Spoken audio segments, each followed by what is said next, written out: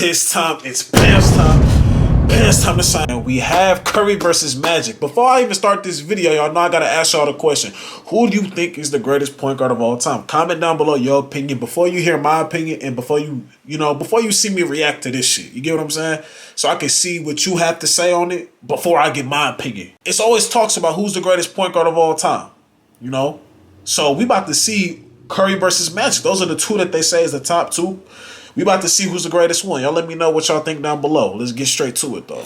22 NBA Finals. Andre Iguodala called Curry the greatest point guard of all time. Did Steph really bump Magic Johnson from the throne of the #1 point guard ever? Here's the detailed... I ain't gonna lie, Curry with the... it's kind of weird. I'm not over here trying to judge men and shit like that, but Curry with the high top, I ain't gonna lie. It's like... When I see certain NBA players wearing headbands, I just be like, nah, that ain't you. I see certain NBA players with hairstyles, nah, that ain't you. Am I the only one? I'm just being, hey, let me know down below if you think that when you see certain, I know y'all think that with the headband shit. For sure. When I see Devin Booker with a headband, I said, what the fuck?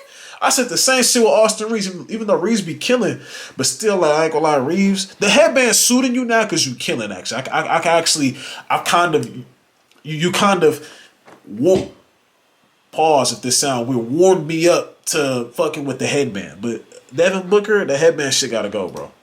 Comparison between Steph and Magic to discover the true point guard GOAT.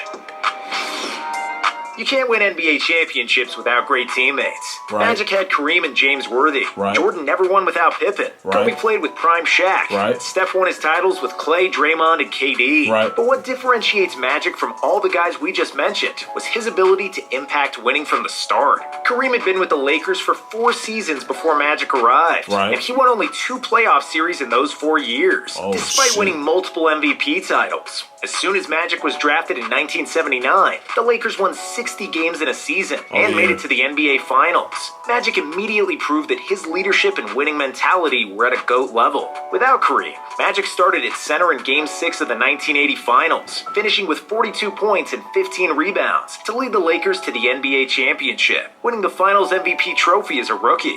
Johnson won... Bro, that's another thing. Magic Johnson came in and won like this. No player came in and just won like this. Kareem Abdul-Jabbar, who for the longest had the highest scoring record, didn't win shit until this rookie came into the league. Let that sink in. Like that, I ain't gonna lie. Obviously, I never watched Magic Johnson play. I'm 24 years old, but I gotta give credit where it's due. I'm gonna let y'all know later though who I think is better though. Won another Finals MVP still early in the third bid. year and was an all-star in every season except in 1981 when he was injured. If we account for his NCAA title in 1979, he's he had been the a winner. best career start in NBA history. For Curry, it took him a while to transform from a skinny tweener to a superstar. He started his career as a second fiddle to Monte Ellis and nearly got traded in his 3rd season because of bad ankles. Right. Curry made the playoffs for the first time in year 4 and became an all-star in his 5th NBA season, which is a slower pace than any other player on the top 75 NBA players list. Steph has been a great shooter from It don't matter how you start, it's about how you finish. get-go, but overall, he wasn't as good of a player as other NBA greats in his first 3 or 4 years, and that's where Magic has a clear advantage. Magic is often considered the greatest passer in NBA history, while Curry is without any doubt the greatest shooter of all time. It's kind of like comparing apples and oranges in terms of offensive output, because both players are 2 of the best and most efficient players at their position, together with John Stockton and Steve Nash. Despite not being a great outside shooter, especially early on in his career... Y'all see Magic Johnson's shot in 2K? It is disgusting. Like, the way it looks, I just get mad as hell when somebody makes a jump shot with Magic Johnson. And throw the whole game away. Magic Johnson? Come on, bro. That shot looks disgusting, bro. Terrible. Magic has an excellent career true shooting percentage of 61%, just like Nash and Stockton, who were some of the greatest shooters ever.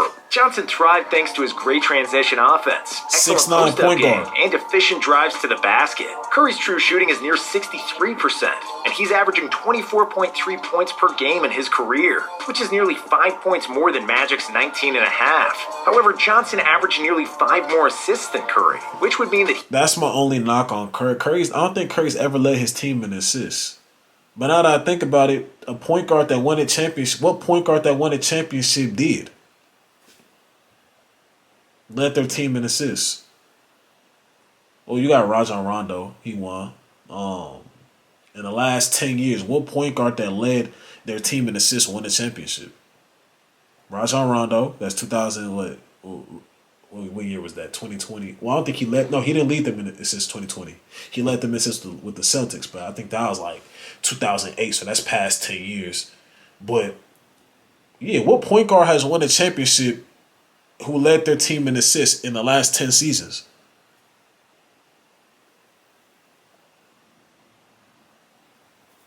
Who? Because I've always said Curry, yeah, you've never, like, Westbrook's averaged 10 and a half assists a game. Chris Paul. LeBron didn't even, you know what I'm saying? Like, Curry's never had that before. But now that I'm thinking about it, what point guard in the last 10 years that won a championship did? The traditional point guard role is kind of dead now, ever since AI came into the league. They don't look at the point guard, like, do we appreciate the point guard that averages 16 and 10 and 10 assists? We don't. You going for the point guard that maybe gets you 4 or 5 assists, maybe, who's averaging 20 something. Let's be real. That's what they do now. It's a different game.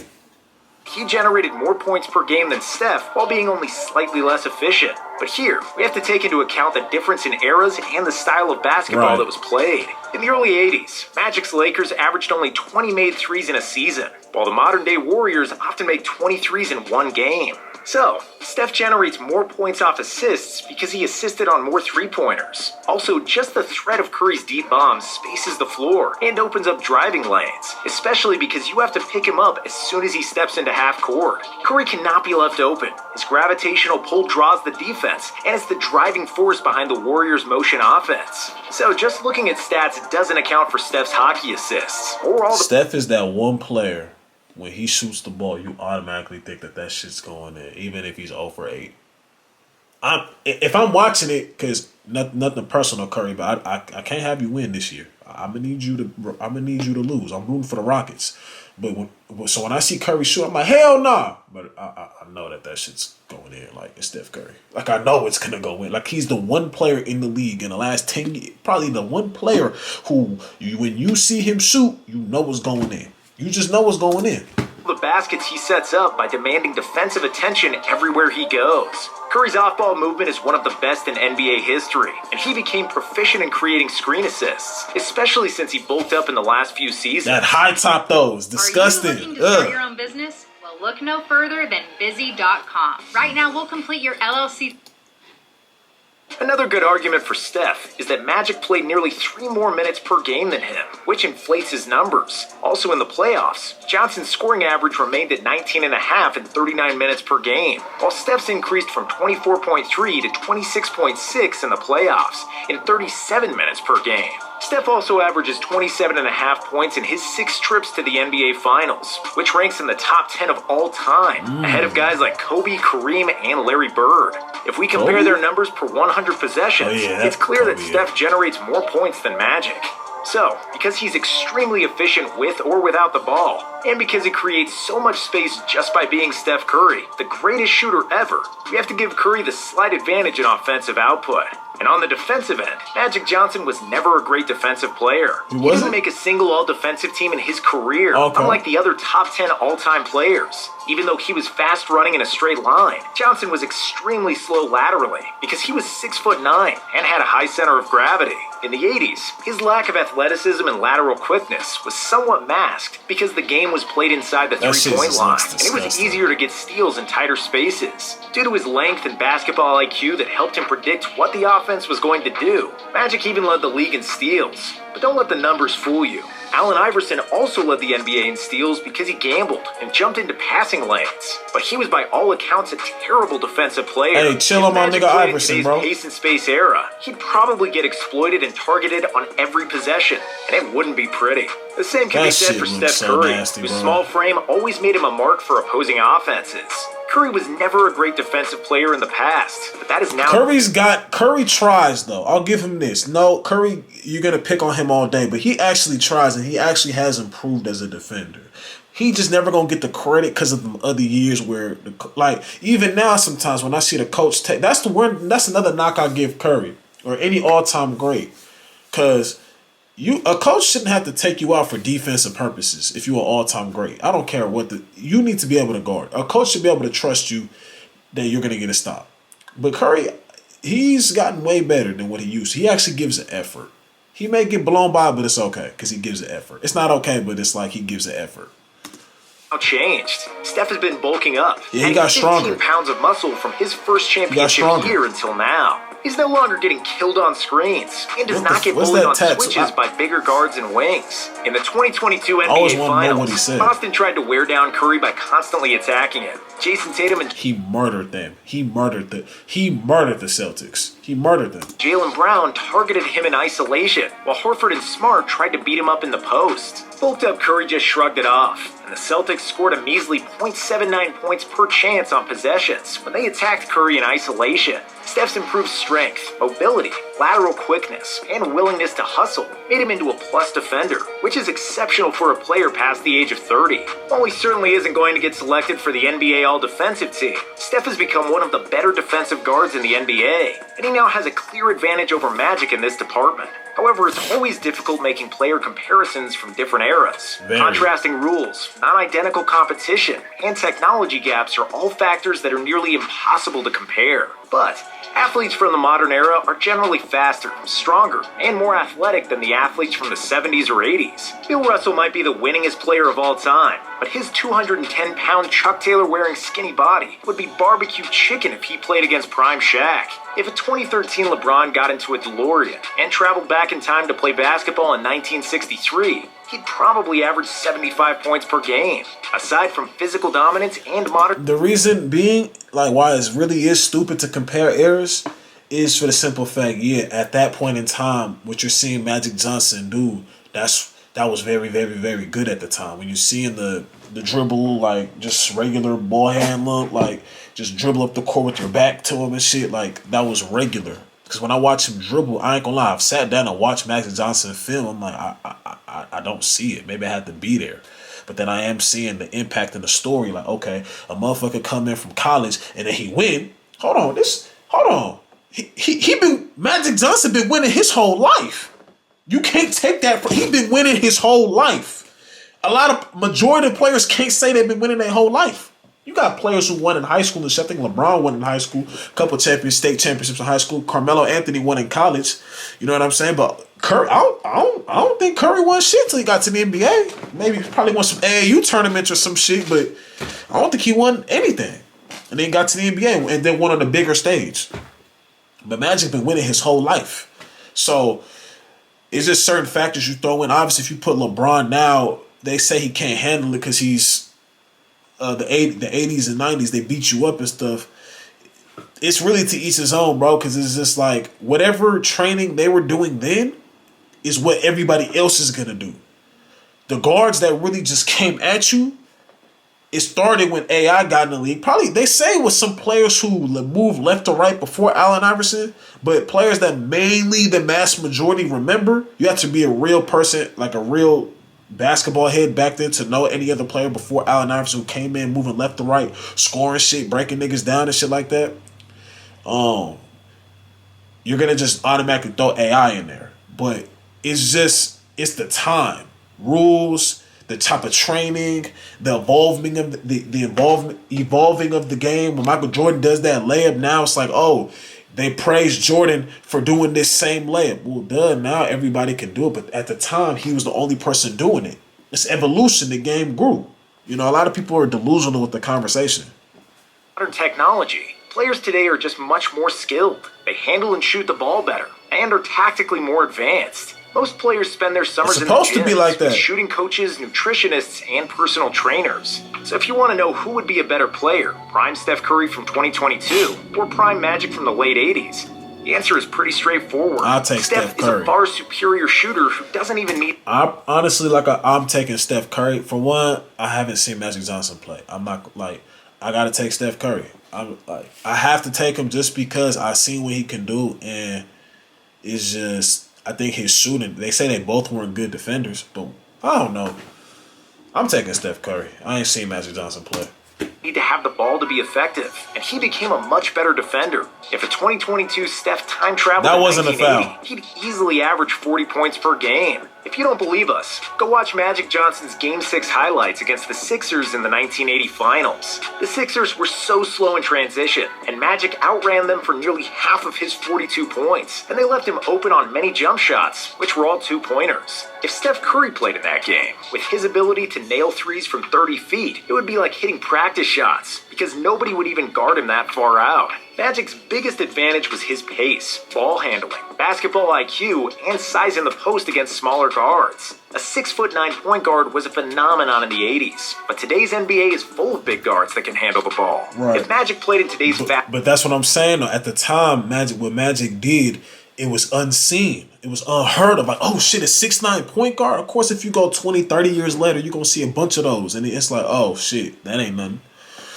That's why, like I said, comparing the eras is dumb. Fast-paced NBA, he wouldn't have a physical advantage, and he would always be guarded by tall, athletic demons such as LeBron, Kawhi, or Giannis. Because he didn't have a great jump shot, defenders would treat him like Ben Simmons or Draymond, backing off him and forcing him to take tough and inefficient shots. Defenses in the 80s weren't as good as some old heads like to brag. They were only allowed to foul harder. Even with the hand-checking rules in the 80s and the 90s, Steph Curry would dominate with his shooting and his superior ball handling, especially the 2022 buff version of Steph that couldn't get physically bullied. And because he is extremely well-conditioned, Steph would run circles around everybody, and players in the 80s would get dizzy trying to find him on the floor. So, in a Space Jam scenario, where we'd have to pick one point guard to save the Earth from monsters in a basketball game, we'd take 2022 Steph over 1987 Magic, any day of the week, and twice on a Sunday. However, that still doesn't mean Steph is the greatest point guard of all time. In terms of basketball legacy and the greatest point guard of all time debate, it's hard to go against Magic Johnson. Magic instantly transformed the Lakers into a winning team, and they made 9 finals in his 12 seasons, winning 5 championships. Magic won the league MVP 3 times, most ever for a point guard. He made 10 All-NBA teams and 12 All-Star teams, and is generally more successful than Steph, despite retiring at the age of 31 due to HIV infection. Johnson won 73% of his games, which is the most in NBA history, and you really can't say anything against winning. Magic also had to get a lot of credit for bringing popularity back to the NBA when the league desperately needed it. And it's fair to say that Magic helped save the NBA from bankruptcy, alongside Larry Bird. We are not doubting his greatness as a player, and if 1987 Magic could time travel to the future and train like modern athletes, his basketball IQ, leadership, and winning mentality would come through. Due to better competition, more talent, and more teams in the league, Magic would probably not win as many championships, but he'd still be a dominant player, and we bet he'd play a lot like Luka Doncic. Steph still has a lot of basketball left to play, and he might collect more hardware to catch up with Magic in rings, All-Star, and All-NBA selections. But even if he retired now, his legacy is already set with phenomenal shooting that changed the game forever. 3 is more than 2, and Steph made the whole basketball world realize it with his golden touch from deep. Steph is also the easiest and most humble superstar to build your team around, and that's why Steve Kerr calls him the short Tim Duncan. Just like Timmy, Steph is one of the best teammates ever who always makes players around him better, leading by example. One could argue that his shooting records, efficiency, and impact on the game make him the GOAT point guard, but Magic has simply won more with less time in the league. So, we believe Magic... See, I know I said Steph Curry, just because I never watched Magic Johnson play. Magic did come in and win more.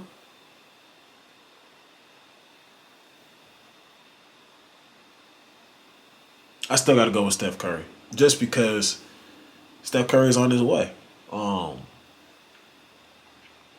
He's on his way. To be honest, Steph not even really a point. None of these point guards are really point guards. So if you want to really be technical, Magic Johnson actually put up point guard numbers and was winning. Steph Curry's more of a 2 guard that can pass the ball. Not a crazy ball hog like the rest of these point guards. All these point guards in the NBA today are shoot first, except for like Chris Paul. You know, a majority of these point guards in the NBA never average over 10 assists. Or at least 8 or 9 assists, except for like Chris Paul, I think Russell Westbrook, Rondo, and them. So really, if you want to be technical, You're gonna say Magic, but I'm gonna go with Curry just because I seen Curry play. I ain't seen Magic play. That's the only reason. That I think that's understandable. But anyways, if y'all like this video, man, y'all know what to do. Get at me on the next one. Rest in peace to Kari, ex my grandma, both our grandmas, and I'm gone.